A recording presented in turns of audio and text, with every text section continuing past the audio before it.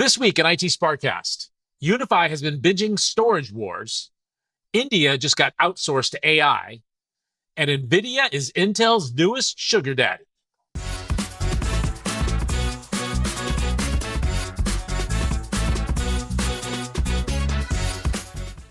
Greetings and welcome to IT SPARC Cast News Bytes. I'm your host, John Barker. And I'm your host, Lou Schmidt. It has been a really wacky week, and we're not going to talk about most of it. We're going to tell you about IT stuff. So let's see what's going on out there. It's Monday, September 22nd. IT SPARC Cast News Bytes is a digest of the IT news over the last week with insights, opinions, and a little sarcasm from two experts, each with over 20 years of experience working in IT or for IT vendors. And now for the News Bytes. All right, so new exciting announcements from UniFi. They have expanded their storage lineup. What is this thing? So they've announced 4 new NAS products in their UNAS lineup. They've announced UNAS 2, UNAS 4, UNAS Pro 4, and UNAS Pro 8. So UNAS 2 is a small form factor, 2-drive bay.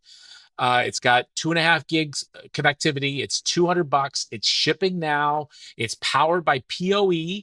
It's got one of the small LCM screens like their some of their switches and gateways have. So it's got that whole capability. It's got USB support for external drives, so you could add additional storage to it. It's really targeted at that home user and the small office user. Now, one of the things I do want to mention is that none of these have compute capability. So you can't add containers, Dockers, things like that, like you would on a Synology. These are pure storage plays. But I got to tell you, what's really cool about the 2, and I didn't notice until you said it, PoE, wow. So just drop in a 2.5 switch and just start plugging these bad boys in. That's pretty neat. It is pretty neat. So the UNAS 4 is just an expanded model of this. It's a 4-unit system. Now these are kind of cylindrical shaped. They look a little bit like the Dream Machine all-in-one unit that has the AP built in. They're a little bit more squared off, but that's basically what they look like. The 4-bay unit costs $380. Will ship in Q4. It also has 2 NVMe slots, so that'll effectively act as like a bit of a cache. So it'll speed up those transfers by moving content onto those drives and speed that up. And then they have 2 rack mount units. That's the UNAS Pro 4 and the UNAS Pro 8. The 4 is a 1 RU unit. The 8 is a 2 RU unit.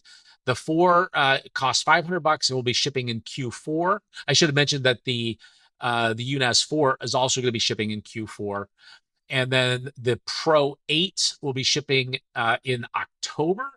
It will cost $800, and the 4 is a 4-bay, and the Pro 8 is an 8-bay. Both of those will have multiple 10-gig interfaces and will be supporting MC lag, and so you can have link aggregation or redundancy. They also will both have dual M2 NVMe slots for that capability, and the 8 will support, the Pro 8, I should say, will support hot swappable power supplies, so that you can really have a really nice redundant power system there for really enterprise level storage. Now, what's interesting is I just took a look at the UNAS 4. Sorry, folks, for looking down like that. It too can be powered by PoE+++. It's 90-watt PoE. Nice. So if your switch supports 90-watt PoE, PoE+++, or whatever the hell we're calling it this week, apologies, you can run the NAS directly. That is super cool, because you back up the power to your switch, everything connected to it is backed up. Yeah. I like that a lot. I got to say, when I first saw this announcement, I got really excited that this might be the answer to those of us that are on the Synology train that were looking for an alternative. Now, luckily, my Synology is old enough that it's not been impacted by the drive restrictions that Synology's put in place. But if I decide to upgrade, then I might be impacted there. I know a lot of people are looking for those alternatives. But the UNAS software, the OS called UniFi Drive, it's primarily focused on file storage, backups, and integration with cloud services. And it's got a lot of really great integrations with those cloud services. It backs up to AWS and to a whole host of different backup services, but it has no on storage onboard compute. So you wouldn't be able to run apps. You wouldn't be able to run Docker or other container systems. So that's a bit of a downside compared to Synology. So something to keep in mind if you are looking for a Well, I replacement mean, there. I gotta come in here and say this may not be a bad thing Yeah, because from my perspective, I've been with Synology for years. The thing about Synology is they came into this segment from the storage side. So their leading product is the storage piece and putting the processing power into it, something we responded well to. So they really ginned it up. Ubiquiti, on the other hand, has come in from the Wi-Fi and the gateway sector, right? They were first known for their point-to-point links, and then they branched out from there.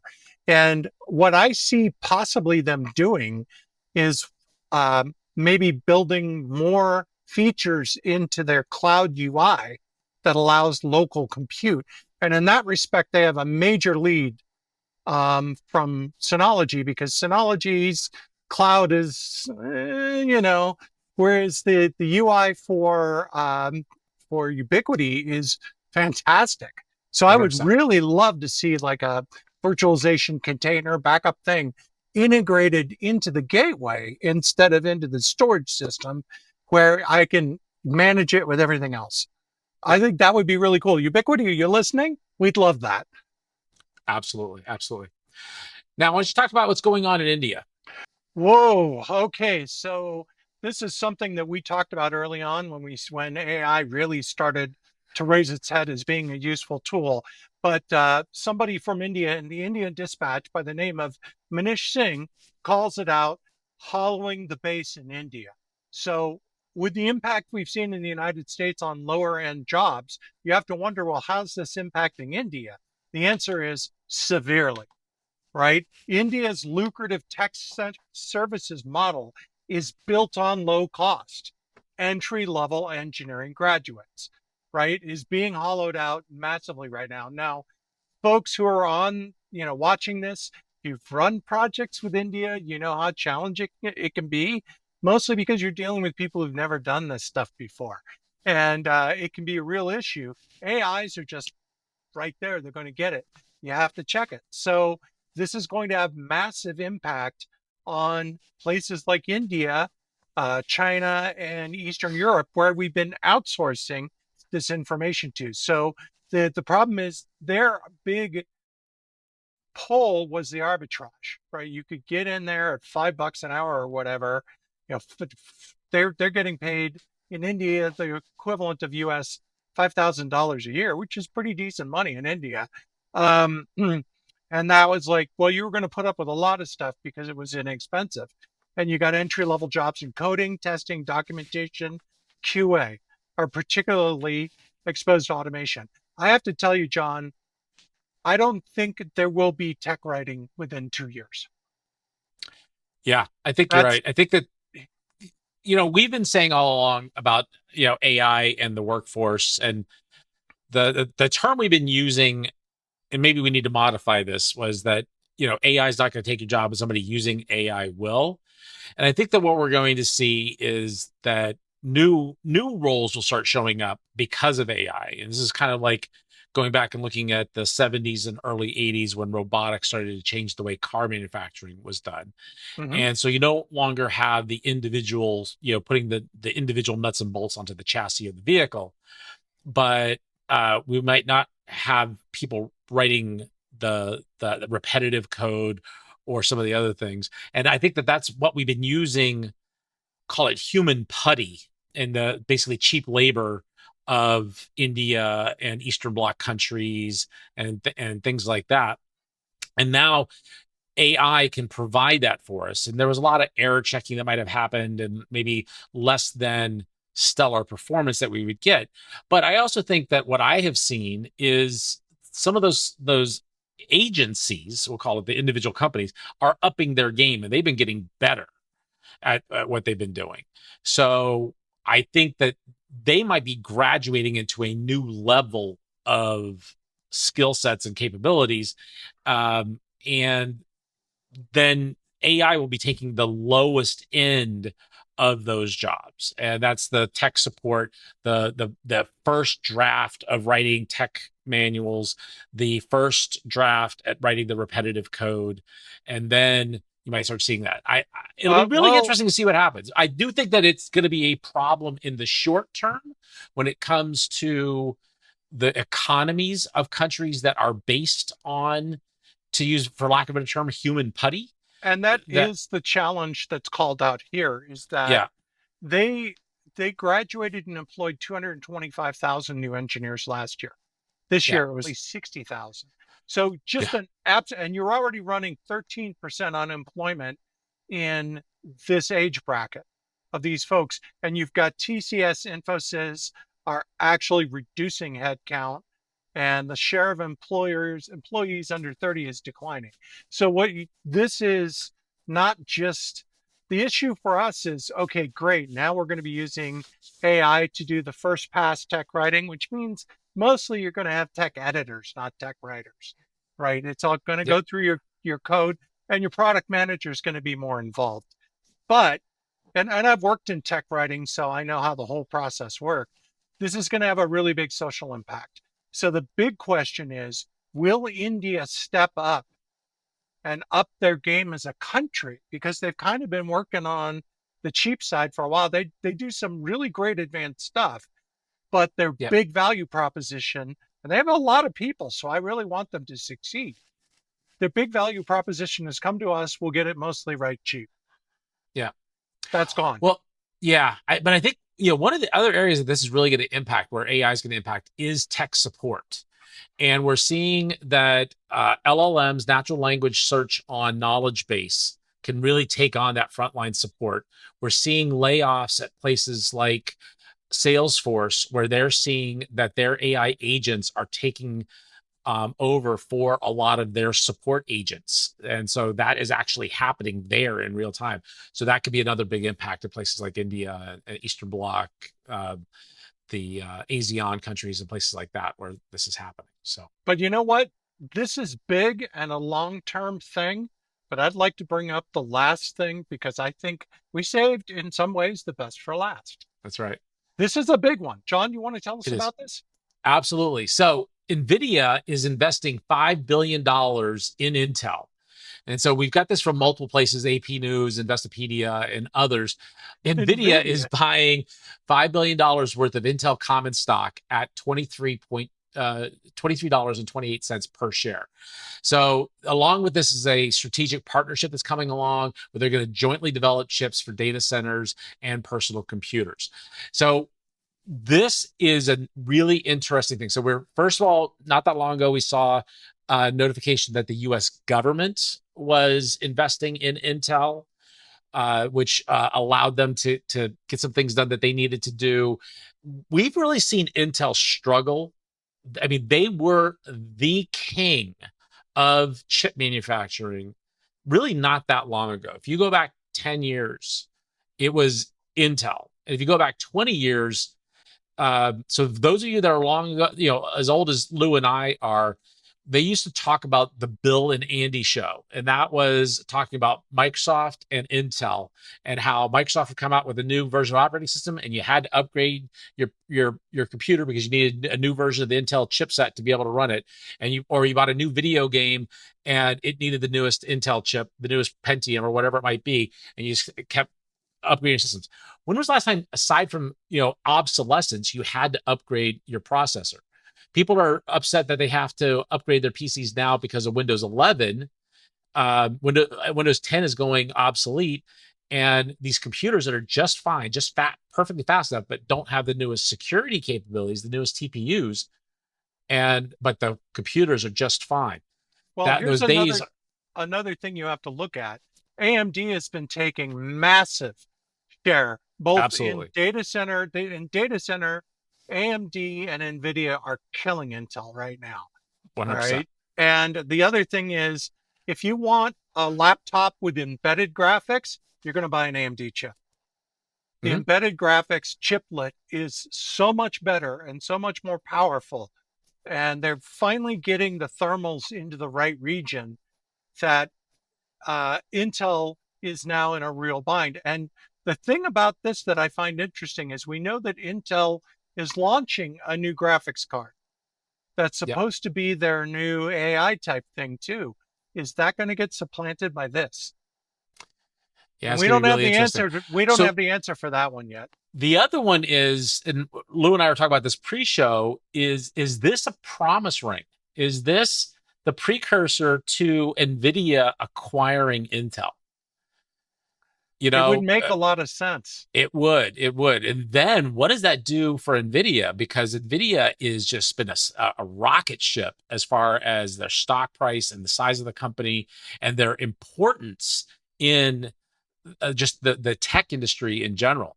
If they actually acquire Intel, wow, that'll be something. And again, and Intel's been on the inverse, right? They have been declining as we've been saying. And I'm not just trying to bash on Intel, but that's just really really interesting. But you know, there's another thing that really none of these articles have said, but that is insanely important. It's why the United States government took a position in Intel, which is Intel is one of the last remaining healthy node uh, chip manufacturers in the United States.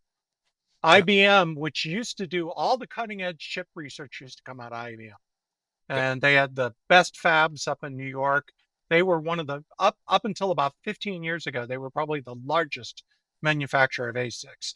Then TSMC came along, there was a downturn, and TSMC ended up on the top because they are laser focused on nothing but incrementing their process.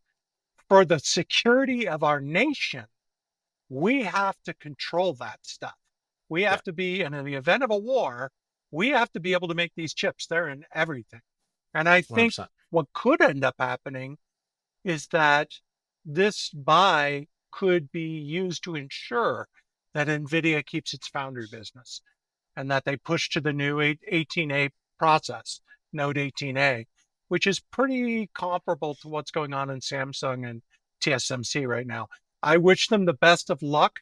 I would Yeah, like to see more chip makers out there, not less. absolutely. I agree. Competition is always a good thing. Competition is good. That's going to wrap up today's episode. I want to share some feedback. So on YouTube, Must Pass Truck is his handle. He wrote regarding our last UniFi episode. That's from 2 weeks ago, where we were talking about the new operating system from UniFi. He said, we were talking about whether UniFi was enterprise ready. And what he said was, one thing I see from every forum where high level corporate network managers bring up UniFi is that they don't have the needed support that Cisco level companies provide. They bring up site reps with large installs, emergency technical support, and replacement large supply reliability. UniFi is a B or A tier player, whereas Cisco is an S tier. So there's some valid points there, but I'd like to actually have a quick discussion with Lou on this. So Mm-hmm. I break this up into three different areas. So I think that first is the actual design and install of the network. Then there is that getting the parts in the RMA kind of situation. And then there is the ongoing support. When something goes wrong, who do you call and so forth. Now, the first and the third, generally that's going to be, at least the first tier is going to be handled by your VAR, your value added reseller. Right. And that's also true of Cisco. Cisco doesn't do the install. Cisco doesn't do the design. They have a reseller that does that for you. And can I be realistic here, my friend? Yes, sure. Cisco has not been doing a good job on support for many years. Correct. So they're not generally not the first tier support. That's going to be your reseller. And second Mm-hmm. tier support is honestly going to be one of those call centers in India. And then it's going to be, from there. So I think that, I could argue that if you get a really good relationship with a local reseller, that you could probably get a pretty good one. There's a number of them that I follow, Lawrence Systems, Crosstalk Solutions. If they're not local to you, then they're not going to help. But find somebody that you could work with. Now, and that's really going to be the key part. Now, the other part that is fair is if you're a global company and you've got locations all over, that parts and RMA and next business day dropship, that's a critical piece, and that's an area that UniFi probably can't match, or should I say Ubiquiti can't match. But based on the price difference, you could probably afford to have spares on site or work out a deal with your reseller to pay extra towards your support contract to have parts on site that could be used as spares. And you don't have to have a one for one. If you have 6 switches on site, you have 1 spare, right? If you have 15 APs on site, you have 2 spares, something along those lines. So that, but at that point, you're still paying way less than you would for the Cisco HPE Extreme equivalent, right? So So I that's think my what take we're, on that. I agree. I think what we're arguing here is you need to rethink your enterprise strategy Correct. because of the level of cost savings you get from running these devices. It is feasible to self-spare, or you could go, I don't know if CDW sells this stuff, but you can always go to a VAR and say, hey, as you said, can you spare for me? These are all much more easily solved problems than your current tier A vendor, like a Cisco or an HPE or whatever, being able to hit your cost targets. Yep. So that's something you need to think about. So that is going to cover this episode. We couldn't do this podcast without listeners like you. We want to hear what you think. What about the topics we just covered? Are you interested in the UniFi NAS solution? Do you have other thoughts about their UniFi in the enterprise? Are we completely off base, and are we pushing people in the wrong direction? Again, we're not sponsored by UniFi. These are just some thoughts that we're seeing as these solutions are getting closer together in capabilities. What about AI being able to support these solutions that are being outsourced to other countries? Let us know what you think. We're listening. We are listening. Send email to feedback@itsparkcast.com. Hit us up on X at @itsparkcast. If you're watching us on YouTube, leave a comment down below, just like the listener we just mentioned. And we do read every piece of feedback and every comment. We do respond to most. And if it's particularly insightful, like this one, we'll read it out on our broadcast. Make sure you hit like, subscribe, and turn on notifications. That'll really make sure it helps us grow and to make sure you never miss an episode. With that, from the world of enterprise IT, take care. Thanks for coming.